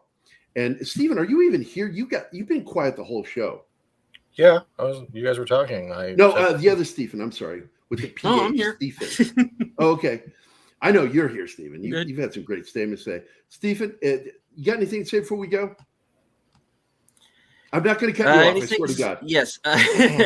Avoid Indy 5 like the plague. Go see Sound of Freedom and check out a movie called The Covenant that everybody slept on earlier in the. I saw that movie. It's very fucking good. We did a review of it. I'm looking forward to seeing Sound of Freedom this weekend. I'm stoked about it. Anima doesn't want to watch it. I understand why she doesn't, because it's too emotional and distressing. I can't do movies like that either. Both my wife and I are that way. Oh, but of course, why shouldn't I say this? If you are in the mood for an indie low budget horror movie on Tubi, Apple TV, Amazon Prime, Film go watch The Quantum Terror. Quantum Terror is on Tubi. Mm-hmm. I've watched it on Tubi. In fact, I went to sleep to it one night. Don't do that. Don't do what I did. Don't. Anything that this man makes, don't go to sleep to it. You will have fucked up dreams. The other thing, I'm happy to hear that. The other thing you should watch is The Silo on Apple. Look, you and Mark. Mark, I have burned through 10 episodes. Mark C with the big D. He's also promoting it. I'm on the last 2 episodes, and I've started it yesterday. It is, you can't stop watching it. I'm gonna watch it. I'm gonna binge it, and we'll probably talk about it on one of the Fridays after we're done with because I think we're only getting 6 episodes with Jack Ryan, and it's 2 per week. So we're going to go through that pretty quickly. And then I'm going to probably talk about Silo, because you and Mark both said this is a show worth watching. And I think Nick Weiser said something about it too. So I'm like, okay, you guys said something positive. I'm going to watch this thing. Anything else, Martin, John, Keith? Keith is not here anymore. He's at the show doing a convention. Being harassed because he's probably the only black guy there. Well, I'm sure Hawk's there too. Oh, that's right. Hawk Holman. Yeah, he's there. So, yeah. Hey, for old that's the only time's thing I sake, miss not doing is fucking with Hawk Holman. for old time's would like sake, to can I get my say- old sign off? Well, you can give it, but I'm not going to guarantee I'm going to end it right when you do it. Let me say this. Man, Chris, I really have missed you. I missed you guys too. So good to have you here, man. Oh, thank you so much. I'm glad to hear that, because I think about you guys a lot, and there's a lot I of gotta days tell I'm you, working on. Chris, I'd rather be on Pop It Culture is Minefield. really, really okay that you're here. I got a question. When you're thinking about us, what are we wearing? Oh, I love you, buddy. Great show. Glad everybody was here. Hope everybody enjoyed watching the show. Oh, that's right. Zax is the other one. You were the other one that was pushing it too. And so I'm going to watch it this weekend. I'm going to watch it. So don't forget tomorrow, Tom and Jerry, we're going to be doing Mission Impossible 1996 with Tom Cruise. Not as many stunts in it as he's gotten to be known for, but there's a couple of really good ones in there that he pulled off. So we're going to be watching that tomorrow and talking about it and doing a little behind the scenes talk. So join Tom Connors and me tomorrow. And Keith might be there too. I don't know. He's doing the convention, so it's hard to tell. War Monkey is here. All right. Now I feel like I can have a fight. We got a War Monkey here. All right, guys. One more thing. Oh, yeah, man. What? Since Keith did answer yes, and it looks like it might happen, we'll be probably bringing back Babylon 5 Mondays sometime. We were just talking about that this morning, going, you guys really need to bring it back. Now available on Tubi. Really need to. I own the whole series on MP4, but yeah. I have yet to watch it, and people keep telling me I got to do it. It just showed up on Tubi, so I put it on my watch list. Yeah, and when we know when we come back, I will have the panel and everything set up. Thank you for letting me share that. You bet, buddy. All right, guys, have a good Friday, and we'll see you tomorrow for Tom and Jerry. Bye, See guys. you next Tuesday. Those sons of bitches. Ma, I'm doing a show.